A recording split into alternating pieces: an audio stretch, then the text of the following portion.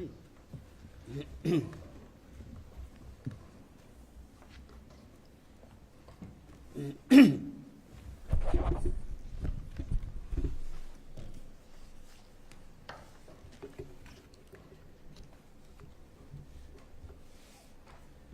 Well, good afternoon, everyone. We are here today at the State Emergency Operations Center to talk about what is coming up in the weather this weekend and early into next week.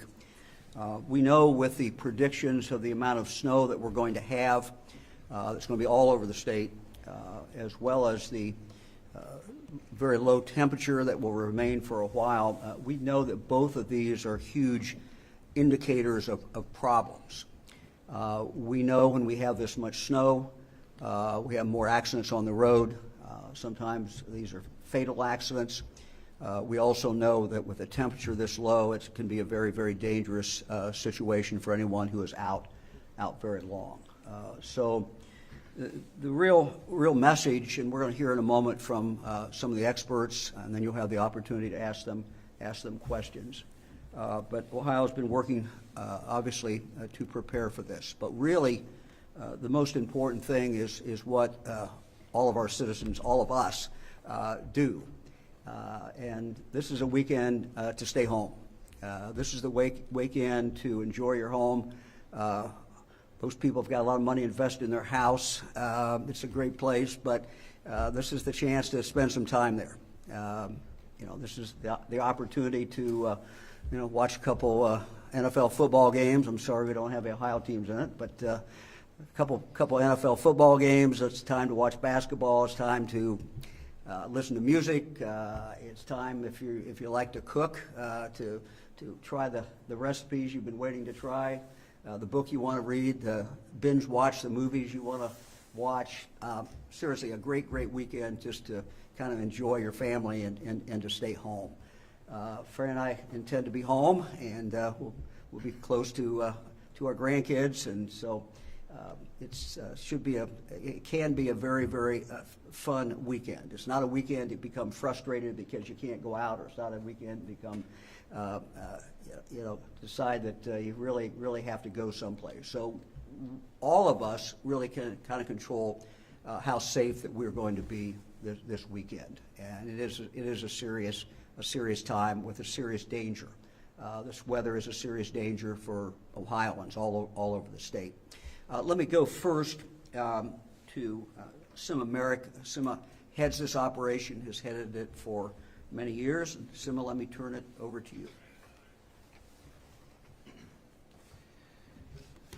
Thanks, Governor. So I'm going to give you an update first on what we're doing here at the Emergency Management Agency. And in this room, you're at, as the Governor mentioned, at the State Emergency Operations Center. Our team continues to coordinate with our partners at the National Weather Service as the forecast for this winter weather event continues to be updated and more refined. As you know, there are many modules out there. They're starting to come into alignment, so we're getting a better view of what's happening.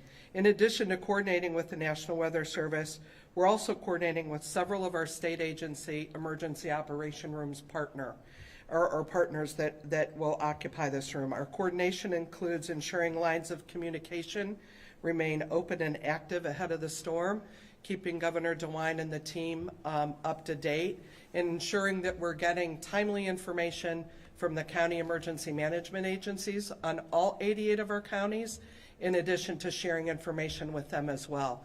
The National Weather Service continues to have coordination calls with the counties to update them on what's happening as well in the weather. I'll give a real quick overview of some of the things we've heard. While the initial forecasts for the storm have shifted over the last several days, the National Weather Service is now confident that there will be a significant amounts of snowfall throughout the state of Ohio. As the snowstorm develops, the National Weather Service is predicting widespread travel implications and impacts. So as the governor indicated, and you'll hear from all of us, please stay home. Enjoy your family, cook, read a good book. And also, while the snowfall is likely to accumulate as light, flaky, powdery snow, southern Ohio could see a little bit of some sleet in the area that would minimize snowpack, but it'll be heavier in that area. as again, they're still refining that. The other thing I don't want to lose sight of is there's also the extreme cold that we're looking at. It's cold today. It'll remain cold throughout the snow. And then beyond that, we're cold for the next foreseeable days after the snow exits the state of Ohio. So pay particular attention to hypothermia and taking care of yourselves, your pets, and your home. Thank you. Thank you. Thank you. Thank you very, very much. Let me now ask Mitch Blackford to come up, representing ODOT, to talk about the road conditions and what ODOT is doing.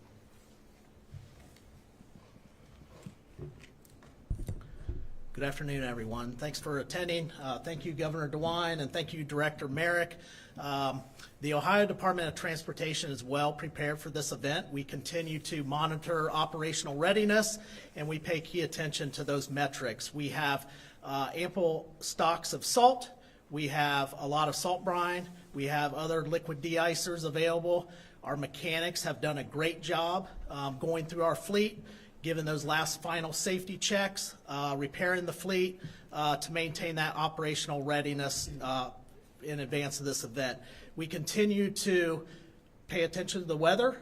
Director Merrick just gave an update in regards to that weather, so we will continue to monitor the weather with our partner National Weather Service as well as our forecasted vendor in regards to how we staff accordingly depending on the hour and the shifts. So I want to focus my comments on three main topics that will keep the motorists safe as well as our employees safe and keep our highways, roads, and bridges well maintained and safe out there. So one of my first topics is obviously we're encouraging everyone to stay home, but if you must travel the roads this weekend, we encourage you to use our traveler information service, which is ogo.com or the OGO app.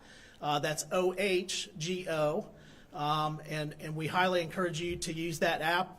In that app, we have about 1,300 cameras available that you can view in advance of your travels, so you can get well educated and have an awareness in your travels out there. So check ogo.com or the OGO app. You can view those cameras. There's weather sensors out there. There's weather, and there's a lot of great traveler information service out there. Secondly, we always encourage everybody to give our crews room to work out there. They're trying to clear the roads for the motoring public, and they're trying to clear the roads for themselves. So these employees dedicate a lot of their family time and obviously their weekends and nights to try to maintain safe and passable roads for the motoring public. Try to slow down if you're going to pass, and return the favor and keep them safe as you travel the roads. If we get as much snow as predicted, it seems like the weather event is changing and it might be potentially more snow out there. Please be patient. Our main goal with an intense storm, as we navigate this intense storm, is to plow the roads and make them passable out there. Especially at night when the temperatures drop, the salt doesn't work as good. So it's a little bit slower to work out there. So we'll continue to plow the roads overnight. Salt, maybe some intersections that need attention, as well as some lanes in the interstate out there. So please be patient, give us room to work.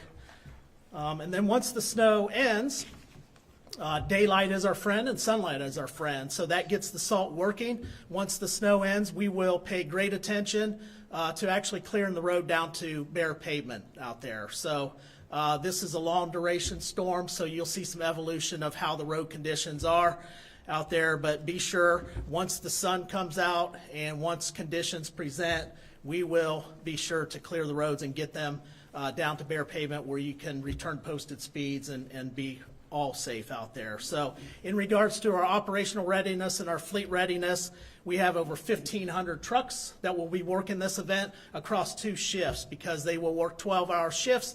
The 12-hour shifts allows them to get home, get something to eat, get well rested so they can come back to work and, go the duration of this storm. So again, 1,500 trucks across 12-hour shifts. That equates to about 3,000 employees working this event. across 43,000 lane miles. And I want to emphasize the 43,000 lane miles. That's a lot. That's a lot of ground to cover out there. So again, be patient. We're going to prioritize this, and we're going to focus on the interstate routes, priority routes, and then down through the secondaries and all that. And we'll cover every 43,000 lane mile appropriately and timely. The good thing about this storm is it's going to be a weekend event, so we won't have the AM and PM rush hour with people trying to get to work. We also won't have the schools in session and the school kids, so they'll be at home safe. So there's a lot of great things that are in everyone's favor out there. Again, we encourage you to stay home, and we'll do our job accordingly. Finally, one of the last talking points, as the governor mentioned, we encourage everybody to stay home. But if you must be on the roads, leave plenty of time to reach your destination safely. It's not worth the effort or putting time in other dangerous situations. So just leave yourself enough time to navigate the roads out there. An important safety tip for the motorists in regards to your vehicles: make sure your windshields are clear, your windshield wipers are working, the windshield wiper fluid is in the reservoir, and that way everybody can see you and you can see everybody else out there. So that's very important. Remember, our plows work at a much slower pace than the traffic out there, so keep that in mind so we don't have any rear end situations.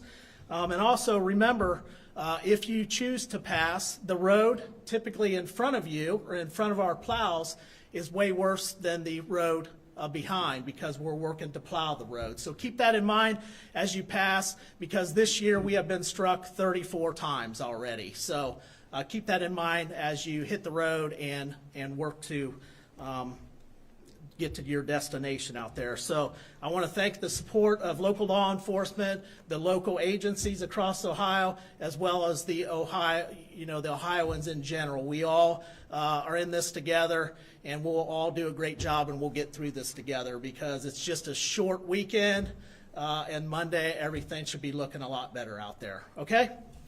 Now I'm going to turn it back over to Governor DeWine. Yep. Mitch, thank you very much. I just reiterate the one thing Mitch said. ODOT workers are out there, and many times, unfortunately, in these storms, they get struck by a car or truck. So it's a dangerous situation for them. So please do everything you can to protect them. One of the things that happens during a storm such as this is each local sheriff makes a decision, and it's a continuing decision. It's a kind of a rolling decision in regard to what the dangerous conditions are out there. And this has to do with whether you should go out on the road. 88 counties, 88 different areas. They know their counties. They are seeing this with the men and women who they have on the road, and so they know the conditions of the road, frankly, better than anybody does. So I just ask everyone to, if you see this, every county labeled in your media market, your area, watch for your county, because that's a decision that your sheriff and the sheriff's deputies are making to give you the best information that they can. Let me ask Sheriff John Sweeney from Madison County to come up and just talk a little bit about how they do that. Sheriff? Thank you, Governor, and I'm jealous that desserts that Fran's probably going to make you that I'm not going to get. But the Governor is absolutely correct. As this storm develops and we start to see this kind of a snowfall inside, staying off the roadways and then is probably the best to be. But I want to touch a little bit on our snow levels. Just like the Governor said, there's 88 different counties, 88 different sheriffs, as different municipalities and agencies taking the snow off the roadway. We have 3 levels of snow emergency that we make a determination. And, for mine might be a little bit different than others, where we're rural. I have ODOT, my county engineer, and my municipality. So whenever we make a determination to go in there, I make sure that I consult with my engineer. I make sure I consult with the director of our ODOT within our county. As we start to see the roads become slippery and snow covered, we'll probably go up to a level 1. And, some may see the other county next to them go up to level 2. Well, they may be different. I again, talk with those people, that the county engineer and the drivers. Are their equipment working? How is the roadways? Are they starting to develop some blowing and drifting? As they become blowing and drifting, then we might go up to a level 2 snow emergency. At that point in time, we ask that you only travel on the roadways if you absolutely have to. Make sure you have the essentials at home so that you don't have to get out. And, we may stay at a level 2 for quite some time, even though if it might start to get a little bit worse or you see a little bit more drifting, we start to talk with those guys, make sure the equipment's still working and their drivers are out on the roadway. At that point in time, if it comes to a potential that we have to see a level 3, now, at least for me in Madison County, a level 3, I kind of think we're starting to see blizzard conditions. It's not the fact that maybe that there's not as much snow on the roadway that there was a level 2 than a 3, but our resources are starting to get tasked. Our troopers are not able to respond to the cars in the ditch. Our deputies can't get to the location. Our firefighters, our squads can't get to render you aid. So that's why we consider when we go to a level 3 that at this point in time, it may be some time till we get to help you. So we ask that you stay off the roadway and only essential people travel. Other than that, like the governor said, make sure that you get with your local sheriffs in the state of Ohio, see what levels they're at, and make that determination if you really think you need to travel or not. Said there's a lot of determination. I talk with Sheriff Baldwin at Franklin County. We talk a lot when these storm hits. Our levels might not be the same. We may be seeing the same snowfall, but our resources are differently. So I want to thank everyone and thank you, Governor, for giving us the opportunity to speak. Appreciate it. Thank you very much. Now let me introduce Colonel Jones of the Ohio State Highway Patrol to kind of talk about how the patrol is approaching this and what they're doing to prepare. Colonel? Thank you, Governor. Well, good afternoon. Winter in Ohio has a way of reminding us of how quickly conditions can change and really how little control we sometimes have once we're on the roads. That's why the message from the Ohio State Highway Patrol today is incredibly important. We need to make the best decisions before you travel. For many Ohioans, that may mean staying home, and I know you've heard that quite a bit since we've started this. Staying home and avoiding non-essential trips until the conditions improve. Last winter, there were more than 15,000 crashes on snow, ice, and slush-covered roads across Ohio. That was nearly double the number from the previous winter and the highest total we've seen in 5 years. 17 of those crashes were fatalities. That's 17 lives lost. These are not just numbers, they are families that are forever changed. When we look at the data, unsafe speed is a leading factor, whether it's driving too fast for conditions, following too closely, or simply trying to push through weather that demands patience and caution. Winter roads can be unforgiving. Slow down, increasing the distance between you and the vehicle in front of you, and recognizing when travel can wait can truly save lives. For those who do not need to be on the roads, for those who do need to be on the roads, please know that our troopers will be working alongside the Ohio Department of Transportation and local law enforcement to keep Ohioans as safe as possible. But no level of response can replace preparation. Before you leave home, take a moment to make sure your vehicle is ready for winter driving. Check your tires and your battery. Make sure your windshield washer fluid is full. Carry a winter emergency kit with the basics you may need if you're delayed or stranded. This preparation matters more than many people realize. If you do find yourself involved in a crash or your vehicle breaks down, turn on your hazard lights, move your vehicle as far off the roadway as possible, and remain inside and call pound 677 or 911 to get help. If your vehicle becomes stuck in the snow, clear the tailpipe to reduce the risk of carbon monoxide poisoning. These simple steps can protect you while help is on the way. And at the end of the day, our call to action is this. Please do not underestimate winter weather, and do not overestimate what your vehicle or you can handle. The safest decision is sometimes the hardest one, especially when we're busy or trying to get somewhere quickly. But no appointment, no errand or destination is worth putting your life or anyone else's life at risk. We want every Ohioan to arrive safely. That begins with careful driving and knowing when it's best to stay home. Please slow down, prepare and take care of one another on our roadways. Thank you, Governor. Thanks, Colonel. Appreciate it. Sima? Okay, so I'm going to round us out here on some preparedness activities and preparedness things that you can do first for personal safety and also for your home and safety at your home. Given the extreme winter conditions, many Ohioans will want to rely on space heaters for heating their home or generators. You don't want to use generators, camp stoves, fireplaces, gas insert fireplaces in particular, and space heaters, one, unattended, or two, to have anything that can burn within 3 feet of those heat sources. It is imperative that you all make sure that you are home and do not leave them run when you're not home. During cold temperatures, you must limit your time outdoors, watch for hypothermia, dress appropriately. We've heard this a lot, but I do believe that the more you hear it, it kind of sinks in. Wear layers of loose-fitting, lightweight clothing along with a hat, scarf, and mittens.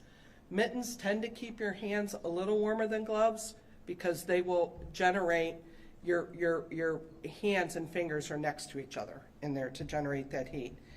Keep dry and change out of wet clothing immediately to reduce the chills and to reduce hypothermia. For pets and livestock, if possible, bring your pets inside during cold winter weather. Move other animals or livestock to sheltered areas and make sure they have access to non-frozen drinking water. That freezes very, very quickly. Right now, before the storm, you should figure out your communication plan. Think about your neighbors who may be elderly, homebound, may need to be checked on. Figure out how to do that and how to communicate with people's loved ones to ensure that everyone is safe during this period of cold weather and the winter storm.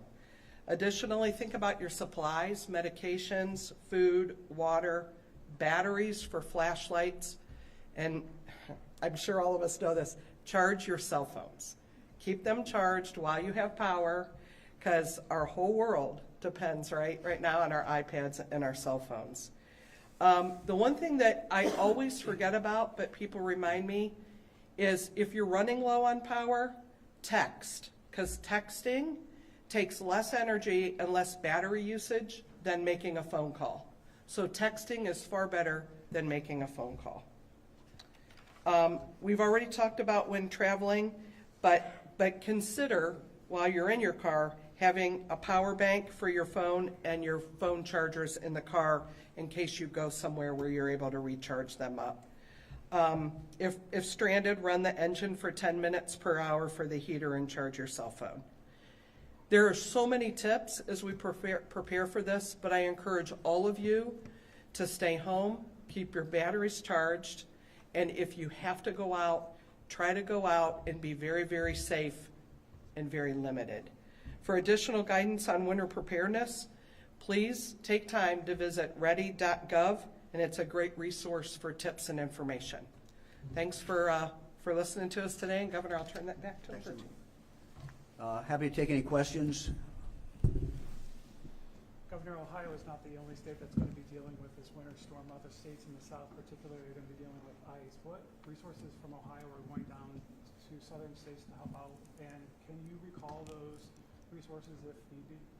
Yeah, let me check to see if we have any resources that have left Ohio. Colonel, anything? Any No, sir. communication? I think We don't have any requests at this time. No pending requests at this time. I mean, one of the things that certainly could happen. It looks like we may avoid a lot of the ice. And ice, as we know, is, you know, a real problem as far as lines coming down. And there are other states that look like they're going to get hit with this ice. So this could be an evolving situation where we may be asked for help as we move forward. Anybody else? Governor, you just mentioned electricity. What, are the companies ready for, you know, situations that with power lines go down and inform people that, you know, without electricity, it's hard to be informed of the situation? Yeah, I mean, the utilities companies we've been in contact with them. They are ready. Again, we hope we avoid the ice. That's what's the killer in taking the lines down. And so we hope we avoid that. We'll see if the projections are correct. So, but they assure me that they are ready. So. Governor, are there any resources or recommendations the state is giving to municipalities and other communities for how to help the homeless or the unhoused population during this storm? Well, again, I mean, we're in touch with the local communities. This is handled generally, you know, locally. But that, you know, it certainly is always a concern when you have temperatures down as low as it is now, and it will remain, particularly in regard to our homeless. So, yeah. One of the things, you know, we've been involved in doing, ODOT has been involved in basically loaning salt out. So we've been, you know, it's never distributed perfectly. So we do have salt, and we have been sharing that. So. For a sheriff, just when it comes to a level 3 emergency, can you just emphasize to people to stay home? Just how important is it from a level 2 to a level 3 standpoint of much of a difference when it comes to traveling? That's very important, and that's why you don't see a lot of level 3s, because like I said, at that point in time, you know, you're putting yourself in danger. If you go out and get stuck, we probably can't get to you because, you know, we're stuck ourselves, or we're using our resources to get us to get to you, and you know, you never know, you know, when we can come help you. Anybody else? Can you take a non-emergency question? Sure. Okay. I thought you know, we would get off topic at some point. Figures I'd take you there. So I have a question about the security of gubernatorial candidates. There's a bill that would Sure. address giving security to gubernatorial candidates, lieutenant governor.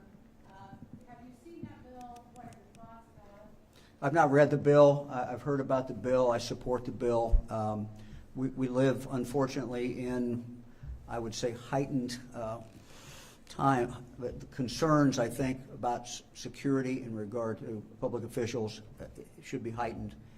That's just the world we live in today. And so, I think that, you know, candidates who are running for governor, they do have a high profile, and it seems to me to make a lot of sense to be able to give them the help that they need.